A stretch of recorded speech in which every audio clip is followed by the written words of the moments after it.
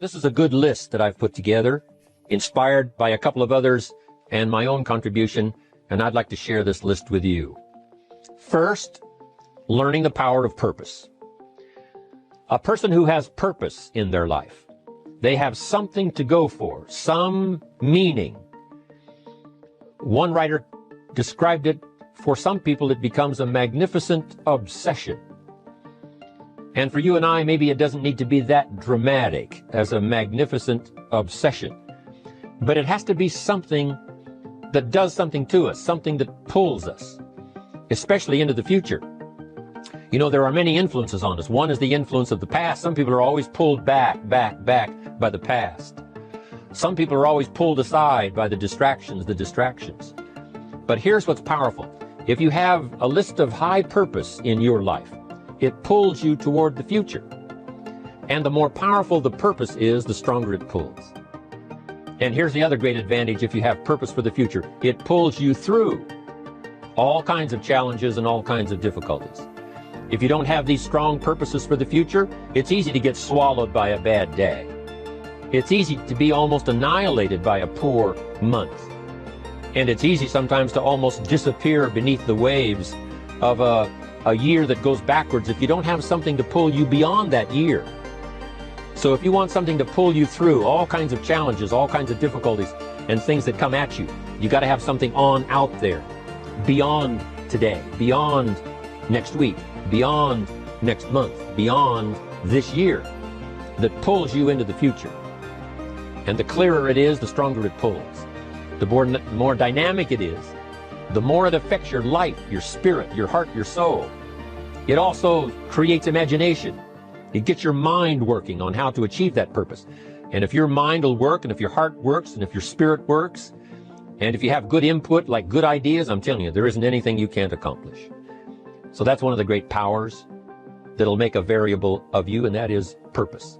Here's the next one, self-confidence. Where does self-confidence come from? And this is the best advice I can give you on that.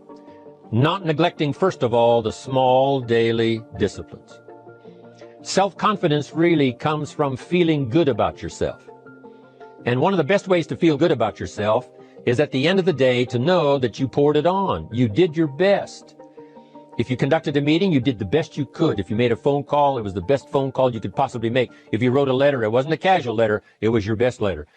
At the end of those kind of days, when you feel good about yourself, self-confidence starts to rise.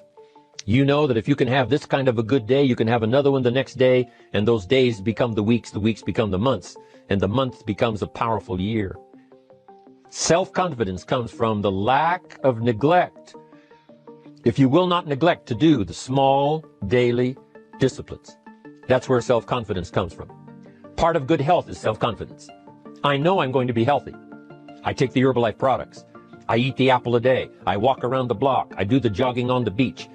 At the end of the day, when you've really poured it on and you've done all the stuff, self-confidence grows. That self-confidence affects your health. It affects your future. It affects your psyche. So this is true. One of the great powers is self-confidence. Self-confidence means willingness to do whatever it takes to achieve. Some people say, well, I'll do it for a little while and see what happens. You know, I'll try a couple of things. If that doesn't work, I'm out of here. And all of us know that kind of person doesn't have much of a future. But if you're willing to do whatever it takes, if I have to learn a couple of things, I will learn those things. If I got to learn 5 or 6 things, I'll learn all 6. If I have to take an extra class, I'll take an extra class. If I've got to read the books, I'll read the books. If I have to consult with people who know more than I know, I will do the necessary consulting. Whatever it takes, I will do.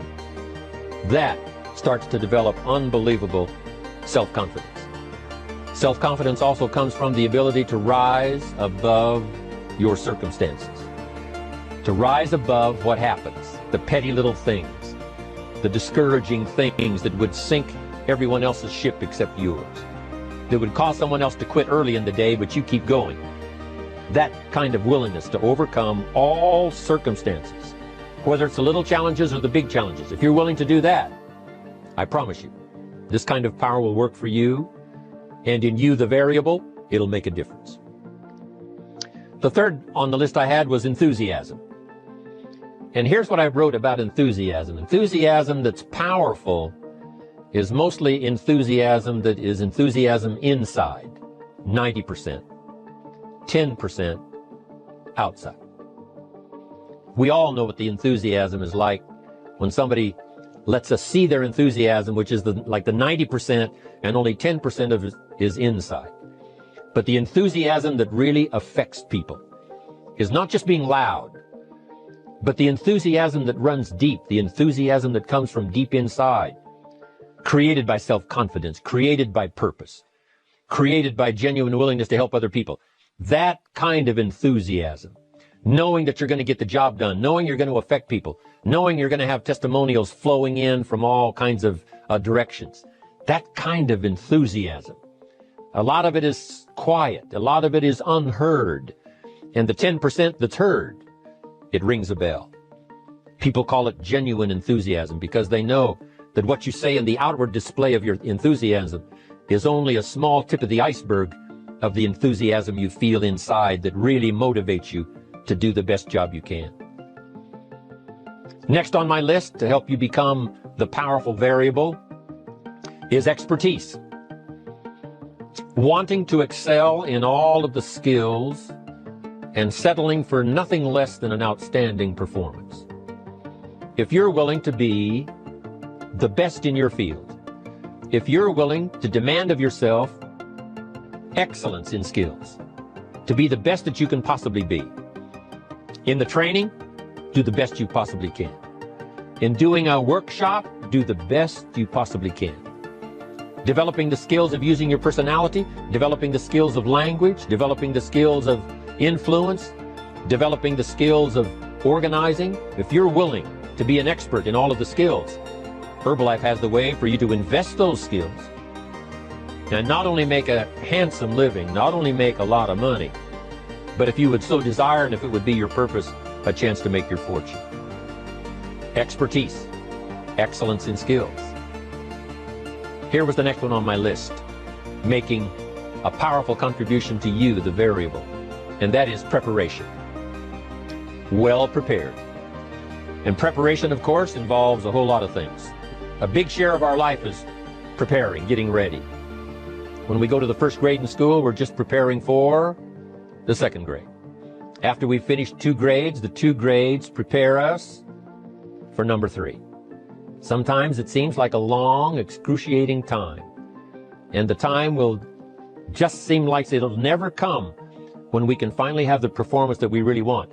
But it takes time to prepare. It takes time to get ready.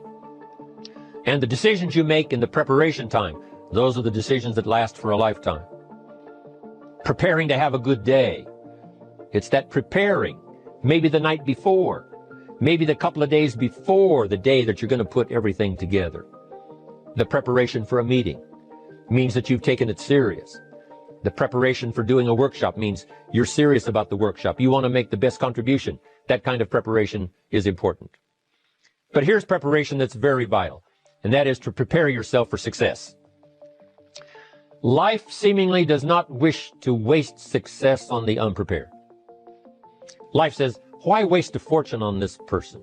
They're not prepared to do the right things with it. They're not prepared to use it wisely.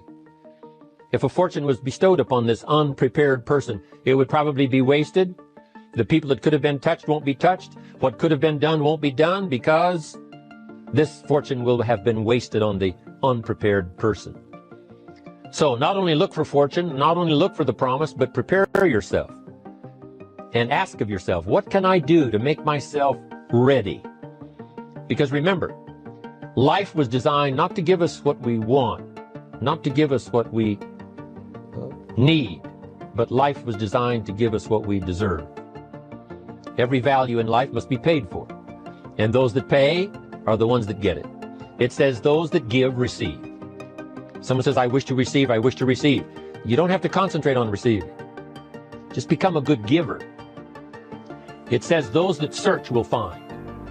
Someone says, well, I need to find some good ideas to help change my life for the future. Then to find good ideas, that doesn't come because you need them, because it comes because you search for them.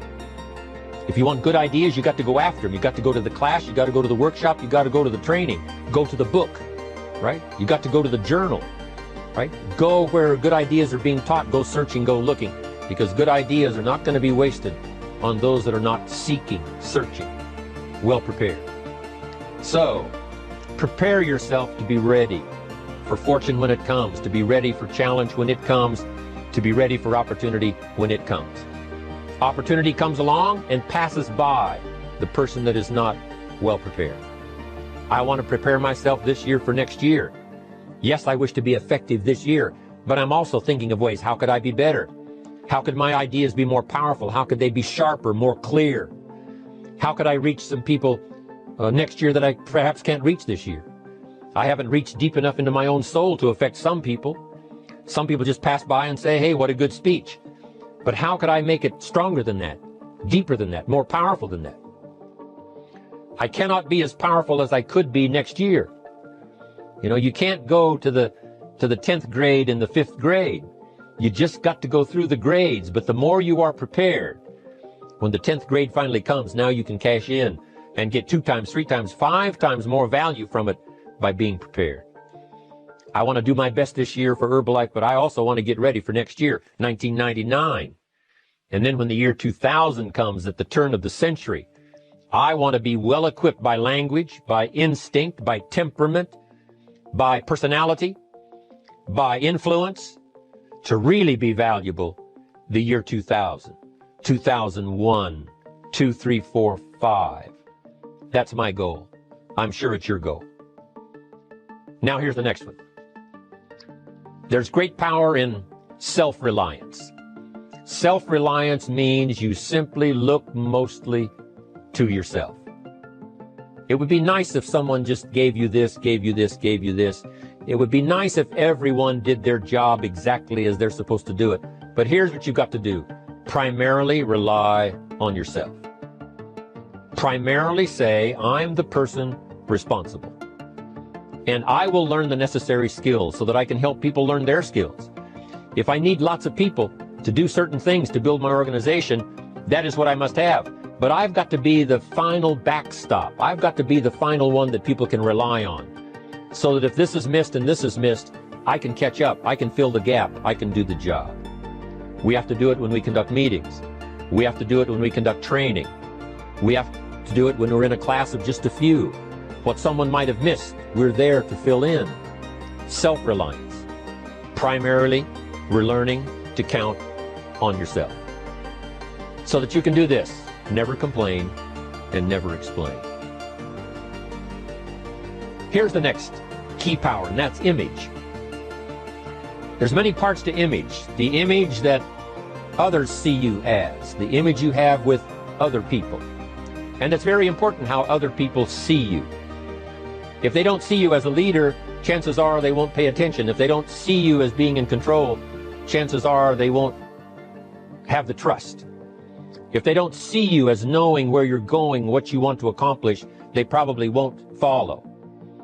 But if people can see you, if you have the image of someone that's in charge, in control of your life, your future, your destiny, in control of the situation, if they see that, that kind of image is powerful. It helps to win the day. It attracts other people. People want to be around people that are in control, that are powerful, but they know how to use their power. Influential, but they know how to use their influence. That kind of image is important. But here's a very important image, and that is your image of yourself.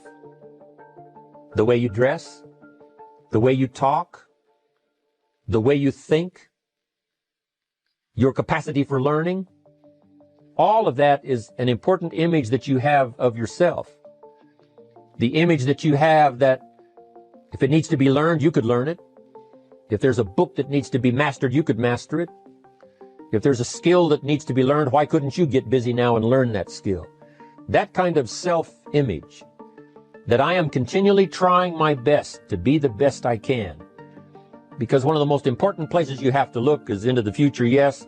You got to look into the past, yes. You've got to look around, yes. But one of the most important places you have to look is in the mirror. You know, how I appear to other people, that's important. But how I appear to myself is the ultimate importance. That kind of image to where you'll develop the self-confidence, you'll develop the self-reliance. Now here's another one in my rather short list. The next word is character. Becoming a person of high values, a person of principles, a person of honesty, a person that earns respect.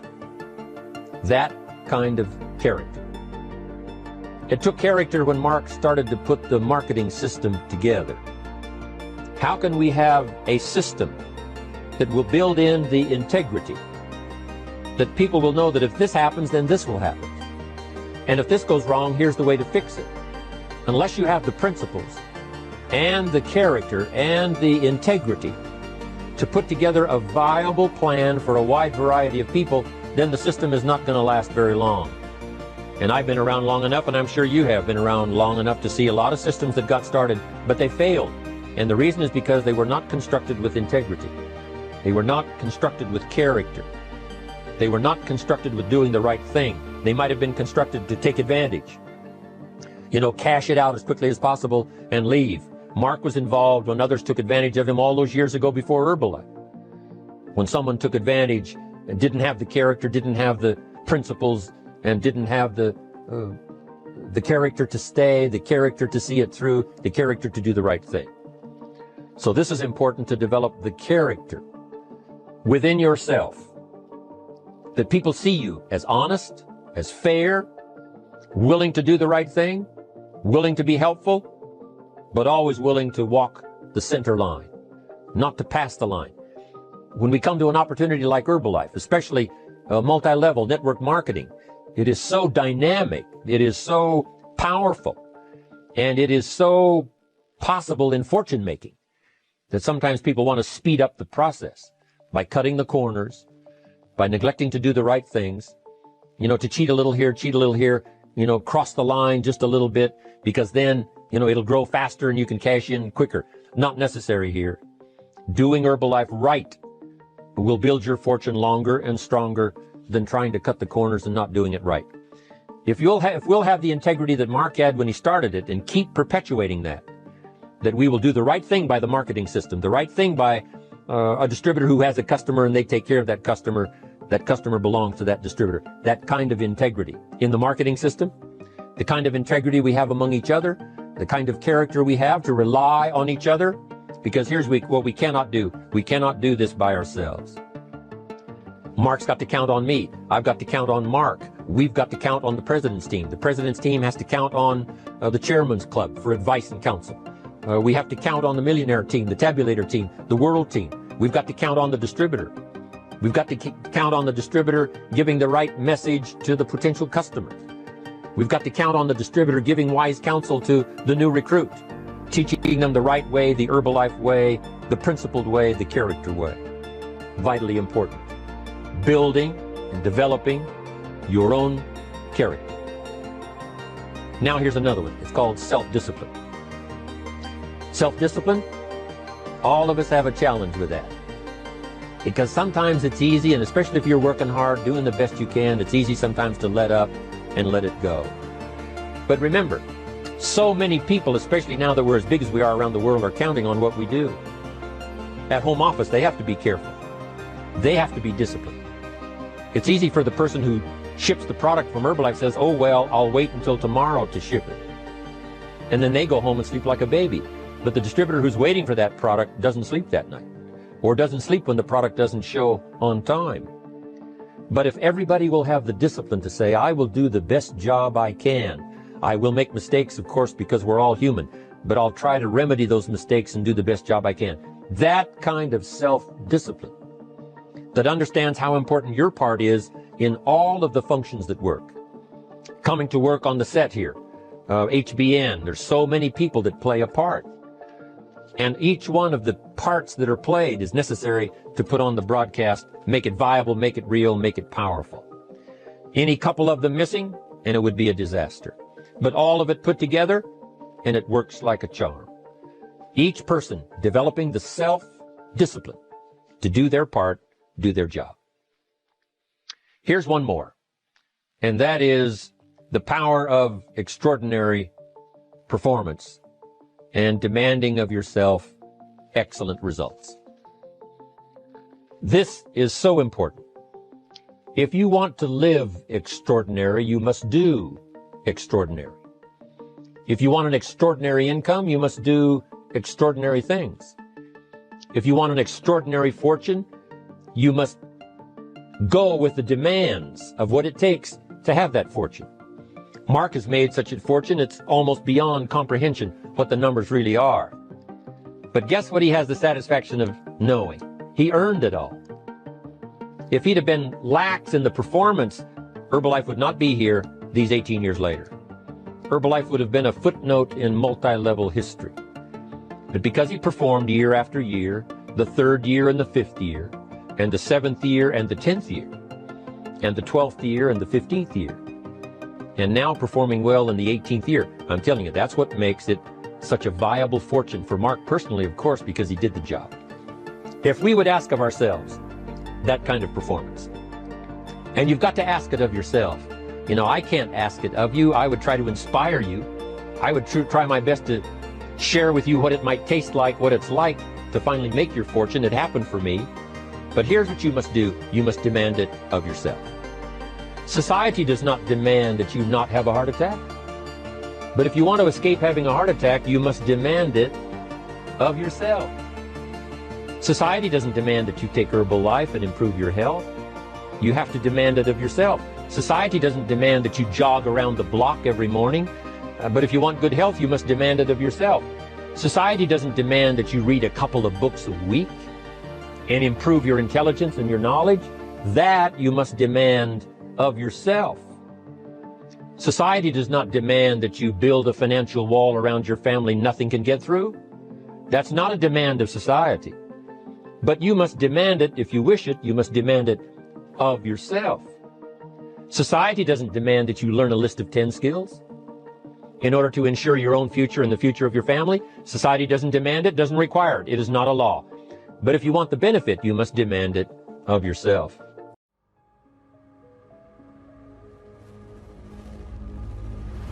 But it's hard to let go of what you've been holding on to for so long, even if it's not working anymore. It's really hard to let go. It's like, beg you, see it differently. I beg you to let go. It's not normal. It's just old. It's time to drop it and move forward. You may be a product of your past, but you don't have to be a prisoner of your past. Everything that's inflexible and everything that's not ready, and everything that's backwards and everything that's negative and everything that's carnal and everything that's holding me back, I refuse to take it over into another year and waste another new year with an old mind. The devil is a lie. Just because you're used to it doesn't make it normal. Some of you are taking too much time trying to convince people to love you that do not matter, tolerating and trying to get people engaged that don't matter, that don't care, that are never ever going to help you get into your destiny. I came to preach to somebody who everybody else might have given up on you, and life might not be where you want it to be, and you might not have been what you could have been, but it's not too late to become who you are.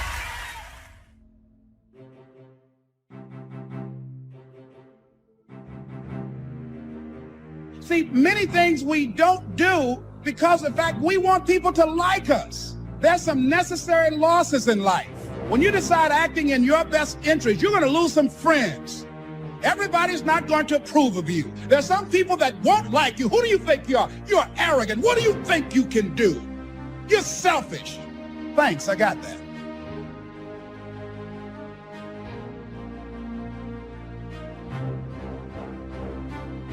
Poor thinking habits keeps most people poor, not poor working habits. Most people work hard, but they don't think hard.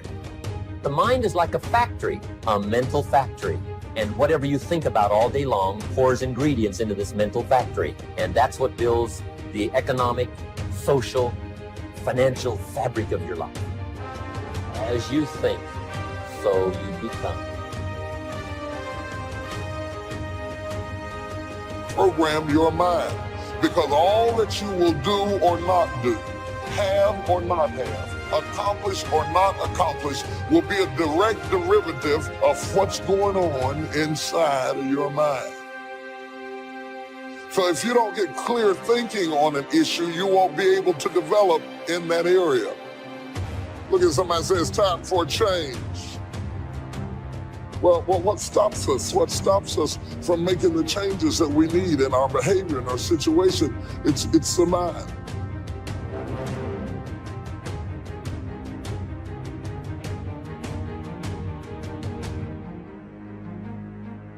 If you keep doing what you've been doing, you're gonna keep getting what you've been getting. So if you're at a place in your life and you ain't happy with it, you have to change some things. But you have to make a conscientious decision that you're going to change. And it's not dependent on anybody else. It don't matter what your mama think. It don't matter what your coworkers think. It don't matter what your siblings think. It don't matter. This decision is yours and yours alone.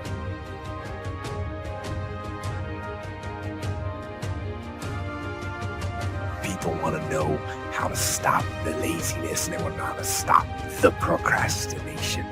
They have some idea in their head, some kind of a vision of what they want to do, but they don't know where to start. They don't know where to start it, They don't know where to start. And so they say, hey, where do I start? And when's the best time to start? And I have a very simple answer for that. Here and now.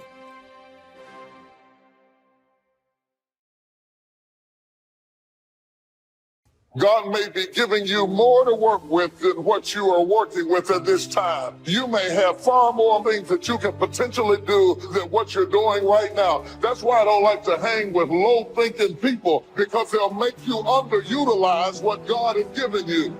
You need somebody to challenge you that you could be doing more than what you're doing right now. You could have more than you have right now, and somebody's got to be bold enough to look you in the face and empower you to go into the enemy's camp and take back what he stole from you. For every time you have a plan, a dream, an aspiration, or a goal, do you know what happens every time you have one of those? This thing comes along called life. Life is hard. It happens to everybody. Life has disappointments. It got peaks and valleys. You're going to lose somebody you care about one day. That's a valley. Somebody going to close the plant you thought was going to stay open so you could retire. That's a valley. Somebody going to fire you for an unjust cause. That's a valley. Because it's life. You can stop thinking that life fitting to be easy, because I got news for you, it ain't. And those problems you think you've got right now, when do problems really become problems? My problem becomes a real problem when I lose my perspective. My problem becomes a real problem when I give up and I just say, forget it. Your problem becomes a real problem when you start feeling sorry for yourself and have a pity party. Your problem becomes a real problem when you get bitter and you start blaming everybody else for your unhappiness. That's the real problem. Guys and gals, don't give up. Man, if you get to the point where you're kind of weary and you're going, I'm facing struggles at every turn, don't give up. You just need some faith, man. Faith don't make it easy. Faith makes it possible. We find ourselves announcing our standards to our relatives, our friends, our associates. We shout our beliefs and condemn those who believe any differently, but then we don't walk the talk. We end up acting in a way far different from the beliefs we've shouted. This is inconsistent. This leads to a loss of credibility among those who watch us. And more importantly, this leads to a loss of credibility within ourselves. The only thing worse than one who is inconsistent in applying their self-imposed disciplines is one who has never considered the need or the value of discipline at all. So what kind of courage do you have? Is yours sort of floating between depending on the situation, or do you know the difference between right and wrong for your life, and you've made up your mind? Our mind is the control tower of our life. All of our decisions are there. And the truth is, whatever we are today is the result of what we've been thinking about all those years. As a man thinketh in his heart, so is he. So if you don't like what's going on around you, maybe you should ask yourself the question, what am I thinking about? What do I think about myself? What do I think about other people?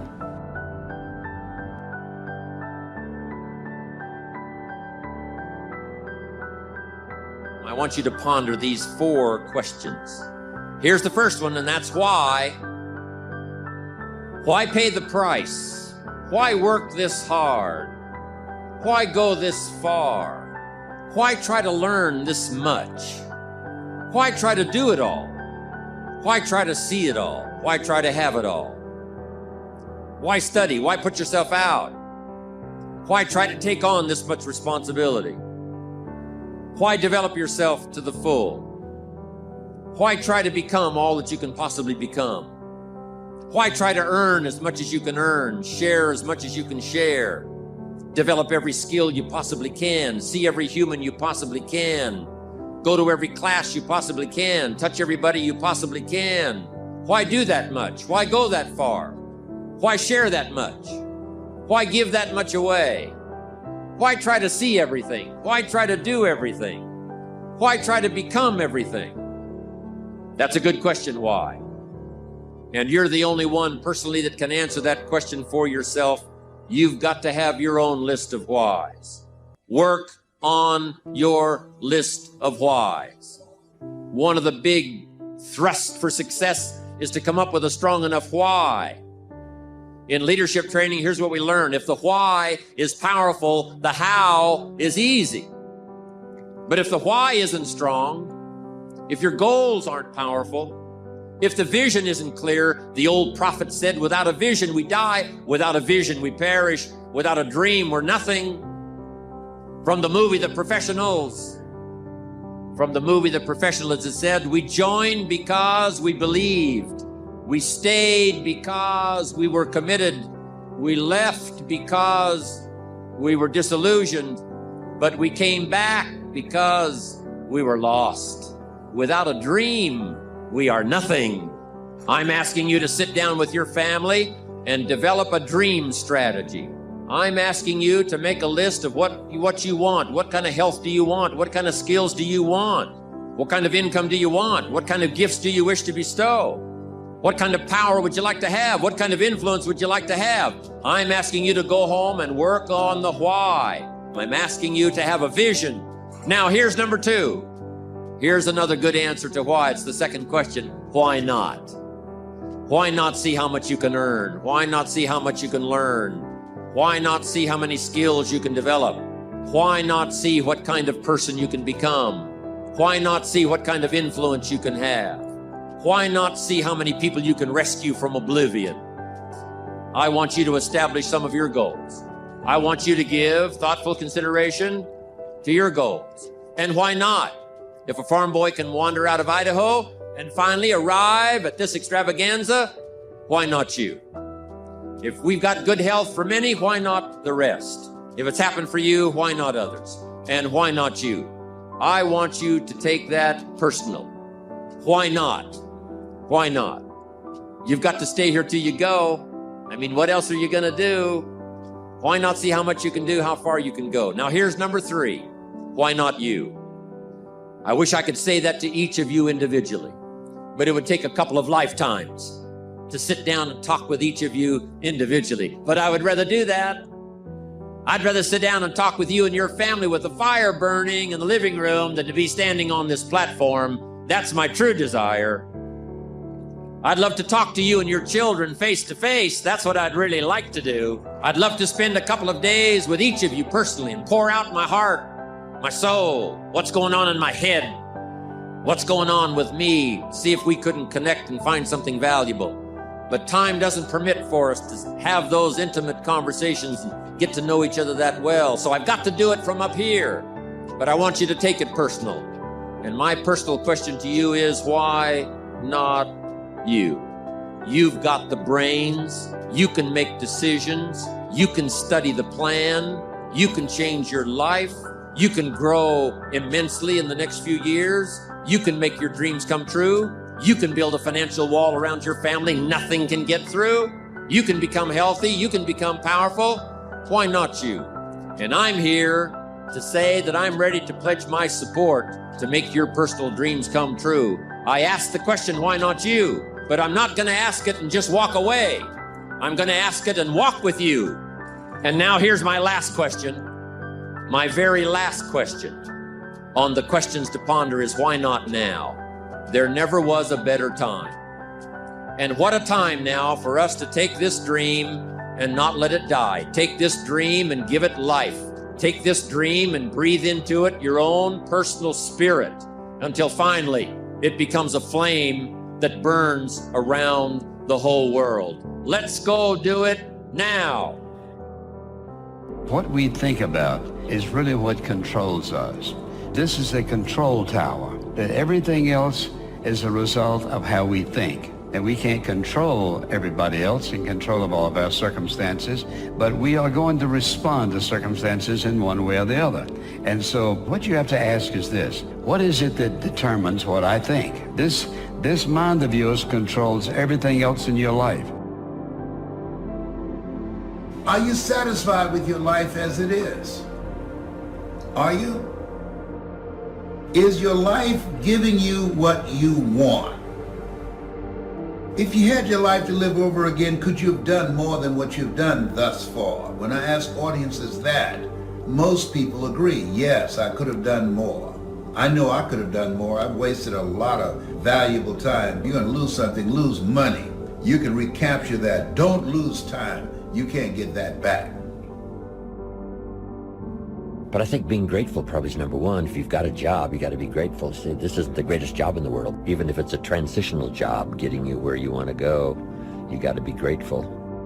You don't have to love your job or be passionate about your job. Just passionate about staying steady, working hard, learning skills, doing this job so well that the next one will be even better, and taking such good care of this opportunity, another one will present itself.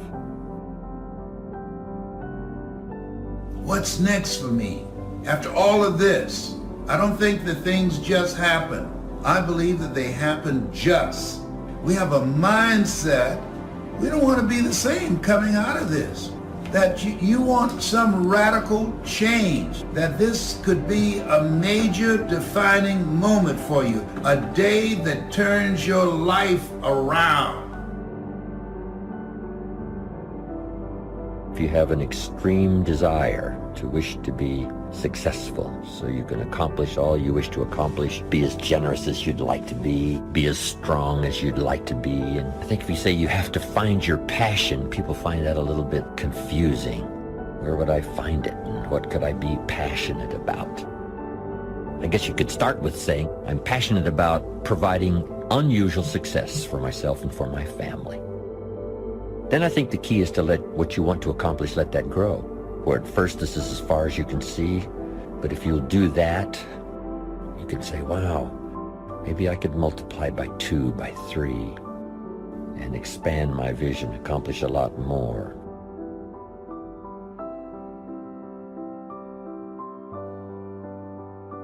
It's not what happens that determines the major part of your future. It's not what happens. What happens happens to us all. The key is what you do about it. It's not what happens, it's what you do about it. And he said, if you will start that process of change, do something different the next 90 days than you did the last 90 days, like picking up the books to read. Do something different, like the new health disciplines, relationship with your family, whatever it is, doesn't matter how small it is. If you'll start doing different things with the same circumstances, since we cannot change the circumstances, but we can change ourselves. We can change what we do. And then he gave me another secret to success when he said, what you have at the moment, Mr. Rohn, you've attracted by the person you've become. What you have at the moment, you've attracted by the person you've become. Few little simple principles here. Once you understand these, it starts to explain so much. Now, sometimes it's a little tough to take, blaming yourself instead of the marketplace, taking responsibility instead of putting it off on someone else. That transition sometimes is a challenging mission. And this one was a little tough for me. He said, Mr. Rohn, you've got pennies in your pocket, you've got nothing in the bank, the creditors are calling, you're behind on your promises. He says, here's how that occurs. You've attracted, up until now, you've attracted the things to you because of the person you've become. Now I said, well, how can I change all that? He said, very simple. If you will change, everything will change for you. You don't have to change what's outside. All you've got to change is what's inside. To have more, you simply have to become more. And then he said, don't wish it was easier. Wish you were better. Don't wish for less problems. Wish for more skills. Start working on yourself, making these personal changes. And he said, it'll all change for you. I got a telephone call 5 years ago. The company said, we're ready to expand internationally. We need some help. I was sort of semi-retired, looking for the next exotic beach. They said, no, Mr. Rohn, we got a project for you. We're going to expand internationally. We could use your help. Next little while, we'll add some millions to your fortune, make it worth your while. I said, okay. I thought later, isn't that interesting that they called me? My second thought was, of course they'd call me. Who else would they call? I mean, you know, I can get the job done. Now, how come I got a telephone call worth millions? I had become valuable. Now, I'm a farm boy from Idaho. I was raised in obscurity. 1 year of college, and I thought I was thoroughly educated. Made all kinds of mistakes galore. At age 25, the creditors are calling me saying, hey, you told us the check was in the mail. I got pennies in my pocket. I got nothing in the bank. I'm behind on my promises. How come I get a telephone call 5 years ago and it's worth millions? I changed. I turned my life around. Is it possible to become worth millions? Speaking economically, now there's a lot of values to become, but let's just talk economics. Is it possible to become that valuable? And the answer is, of course. Now let me give you the secret. Show said, here's the secret, Mr. Rohn. Learn to work harder on yourself than you do on your job. Once I got that, it turned my life around. Learn to work harder on yourself than you do on your job. He said, if you work hard on your job, you'll make a living. If you work hard on yourself, you can make a fortune. If you would have known me at age 25, you would have said, Jim Rohn's a hard worker. If you'd have known me, you'd have said that. I'm the guy, I don't mind coming a little bit early, staying a little bit late. I don't mind that. You'd have said, well, Jim Rohn's a hard worker. You say, well, how come he's got pennies in his pocket and nothing in the bank and behind on his promises? Well, I was a hard worker, but I was working hard on my job, not on myself. I'm telling you, if you'll learn that simple little principle and start the process today, latest tomorrow, I'll give you tonight to think it over. And start this whole process of personal development, work on yourself, make yourself more valuable to the marketplace. I'm telling you, you can so dynamically change your income, and economics is the least of the values that you can start earning in terms of equity if you'll start working harder on yourself than you do on your job. Work hard on yourself and develop the graces. I'm telling you, your whole life can explode into change. Promotions, no problem. Becoming more valuable to the company, I'm telling you, no problem. Money, no problem. Economics, no problem. Future, no problem. If you just go to work on the right thing. Not get things out there to change. Don't try to change the seed. Don't change the soil. Don't change the sunshine. Don't change the rain. Don't change the mix of seasons. Let the miracle of everything that's available work for you, and start working on the inside. Work on your philosophy. Work on your attitude. Work on your personality. Work on your language. Work on the gift of communication. Work on all of your abilities. And if you'll start making those personal changes, I'm telling you, everything will change for you.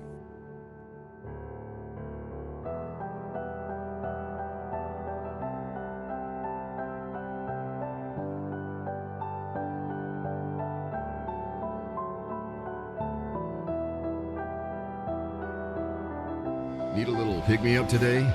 Welcome to the new Fresh Motivation app, where you'll find daily motivation, daily quotes. Listen to your favorite speeches in the background or with a black screen, so nothing interrupts your motivational moment, where you can create your personal profile, create playlists of your favorite speeches and quotes, add personal notes, and start setting goals. Fresh Motivation, the home of motivation. Get it now for free on Google Play.